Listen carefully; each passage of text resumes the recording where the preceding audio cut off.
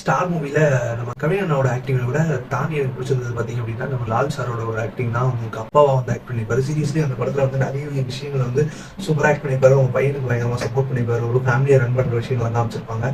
So அது எல்லாமே வந்து அதெல்லாம் வந்து டாப் மேட்ச் ஆனது. அதையும் தாண்டி இன்னொருத்தவர் சொல்லணும் அப்படின்னு பார்த்தீங்க அப்படின்னா மாமா கேரக்டர்.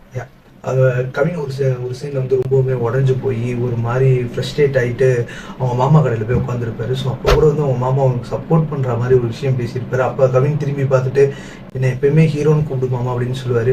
ஸோ நான் இருக்கேன்டா உனக்கு அப்படின்னு சொல்லுவார். ஸோ அந்த மாதிரி ஒரு பர்சன் எல்லாரோட லைஃப்லையுமே இருந்தது அப்படின்னா உண்மையிலே ரொம்பவே சூப்பரான ஒரு விஷயமா இருக்கும். சீரியஸ்லி இந்த படத்தில் அந்த டைலாக்கும் அந்த கேரக்டர் சொல்கிறது வந்து அவரையும் வச்சிருந்தது உண்மையிலே பயங்கரமான ஒரு விஷயமா எனக்கு தோணுச்சு. அண்ட் இதே மாதிரியே வேற ஏதாவது ஒரு கேரக்டர்ஸ், ஒரு சின்ன சின்ன கேரக்டர்ஸ் உங்களுக்கு தோணுச்சு அப்படின்னா இந்த மூவில அவங்கள கமெண்ட் செக்ஷன்ல சொல்லிட்டு போங்க. ஸ்டார் மூவியை வந்து ஒரு 6 செக்ஷனா பிரிச்சு ரிவ்யூ பண்ணியிருக்கோம். ஸோ இருக்கு அந்த வீடியோ பார்க்கணும் அப்படின்னா இந்த இடத்துல கிளிக் பண்ணி போய் செக்